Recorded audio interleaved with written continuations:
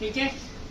Coordinate geometry, coordinate geometry का मतलब क्या होता है कि देखो दो वर्ड से बना हुआ है कोऑर्डिनेट, ठीक है। ऑर्डिनेट का मतलब होता है वाई एक्सिस, ऑर्डिनेट का मतलब क्या होता है वाई एक्सिस, मतलब इस ऐसी ज्योमेट्री पढ़नी है जो किसके ऊपर बनती है, बेसिस है ग्राफ के ऊपर, ठीक है। किसके ऊपर बेसिस है, ग्राफ के ऊपर, ठीक है। तो सबसे पहले आपको क्या पढ़ना है इसमें, ग्राफ, ठीक है। तो आपको पता है कि ग्राफ कैसा होता है, ऐसा कुछ होता है ग्राफ, ठीक है, जिसमें कितने एक्सिस होते हैं, 4 एक्सिस होते हैं। कौन कौन से, X axis, Y axis, minus X axis and कितने क्वाड्रेंट होते हैं, 4 क्वाड्रेंट होते हैं। कौन कौन से,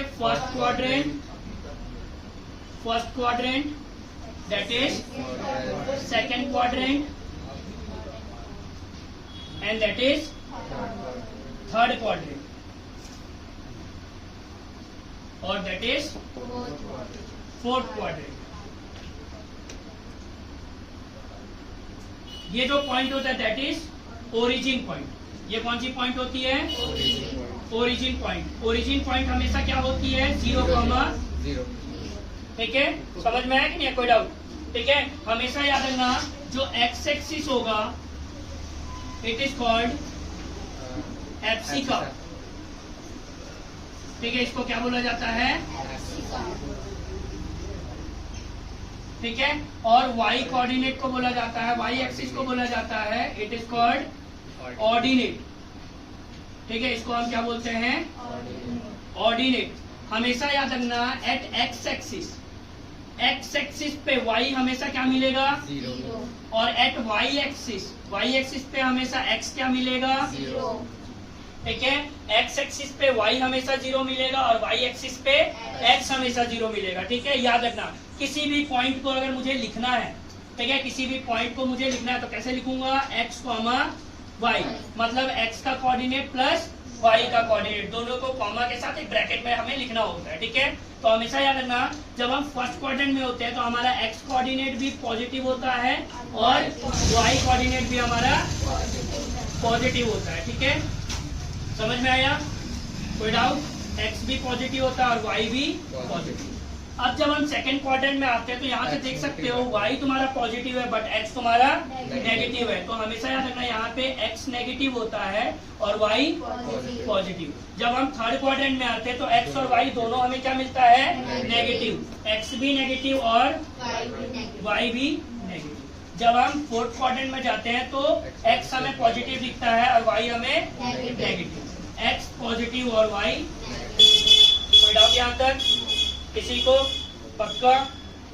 ये तुम्हारा किसके बारे में हो गया, ग्राफ के बारे में हो गया, ठीक है। अब तुमको मान लो कि अगर पॉइंटिंग करने के लिए आया ग्राफ तो कर लोगे, ठीक है। पॉइंट आउट करने आया ग्राफ तो कर लोगे ना, इसमें कोई दिक्कत नहीं होगा। जल्दी से मेन फॉर्मूला से इसमें जानना है, ठीक है। तो सबसे पहले एक छोटा सा हाफ ग्राफ बनाते हैं हम लोग, फर्स्ट एक क्वाड्रेंट का। इसे मान लो ये एक क्वाड्रेंट मैंने बनाया ग्राफ का, ये एक्स एक्सिस और ये, ठीक है। इसमें मैंने 2 पॉइंट आउट किए, एक किया मैंने x1 y1 और एक मैंने किया x2 y2 और एक मैंने किया है x3, ठीक है। मान लो इस पॉइंट को मान लेता हूँ A, इस पॉइंट को मैंने नाम दिया B, इस पॉइंट को मैंने नाम दिया C, ठीक है। तो इनके बीच में अगर मुझे क्या पता करना है, डिस्टेंस पता करना है। इसके बीच में अगर मुझे क्या पता करना है, डिस्टेंस, तो मुझे कौन सा फॉर्मूला यूज करना है, डिस्टेंस फॉर्मूला। कौन सा फॉर्मूला यूज करूंगा, डिस्टेंस फॉर्मूला।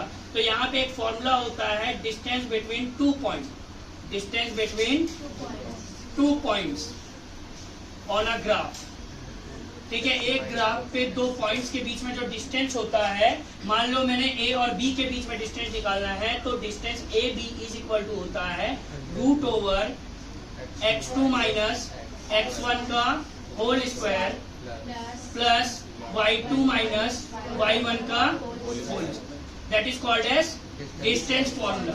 इसको हम क्या बोलते हैं, डिस्टेंस फॉर्मूला, ठीक है। समझ में आया।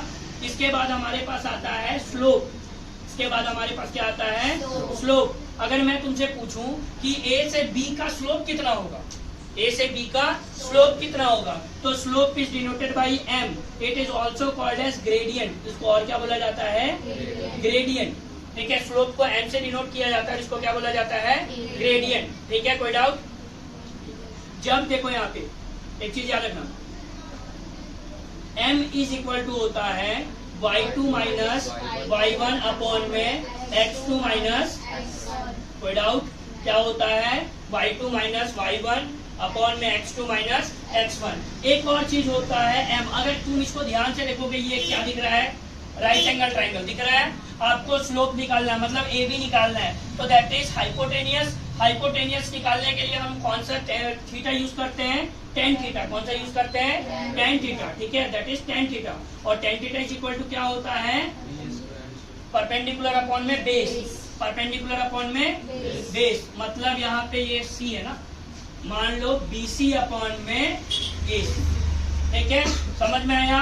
तो सिंपली यहाँ क्या हो जाएगा, m is equal to tan. जो स्लोप है वो किसके इक्वल है, टेन थीटा के इक्वल है। किसके इक्वल है, टेन थीटा। कोई डाउट यहाँ तक किसी को? एक होता है हमारे पास इक्वेशंस ऑफ लाइन। क्या होता है, इक्वेशन ऑफ लाइन। ये जो ए और बी के बीच में जो लाइन है, उस लाइन का इक्वेशन क्या होता है, तो हमेशा याद रखना उसका इक्वेशन होता है y is equal to mx plus c, ठीक है। m क्या होता है, m इज स्लोप, m क्या होता है, स्लोप, और c क्या होता है, इंटरसेप्ट पॉइंट। क्या होता है, इंटरसेप्ट पॉइंट, ठीक है, इंटरसेप्ट पॉइंट। और y is nothing but it is the variable, ठीक है, समझ में आया? कोई डाउट यहाँ तक किसी को?